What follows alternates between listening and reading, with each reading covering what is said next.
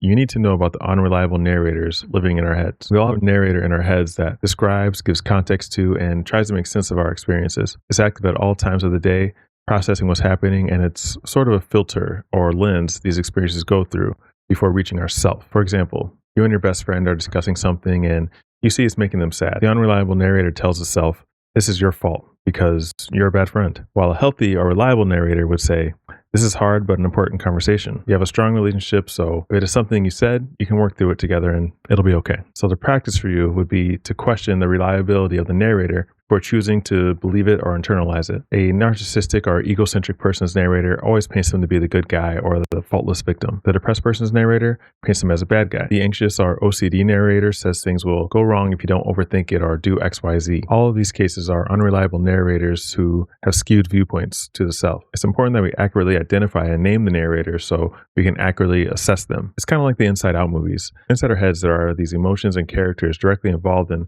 how we process experiences and what motivates our behaviors. A quick shout out to a fun representation of this on social media called The Council, spelled with a K, by Katie Florence on Instagram and TikTok, who also has a show that just came out on Peacock as well, so go check that out. My favorite analogy for it is a boardroom with a big table. Seated at the table aren't just your emotions and positive people in your life, our depression, our anxiety, our stress, and all these different things we experience, but also the bully from middle school, the teacher that didn't believe in you, or the parent that demanded perfection or they withheld affection and love. When you start to picture yourself at the head of the table, you start to find who the self is and get control back. Once we can know and name the narrators, we can then assign value to their words and direction. We can then start knowing the self and being in control instead of letting the other characters take over. If you want to research more on concepts like this, I encourage you to look into ERP and internal family systems. It's all about knowing who and what that voice is in our head, because sometimes our thoughts are lying to us. Eventually, you step back to be this observer of your thoughts, who then, as your true self,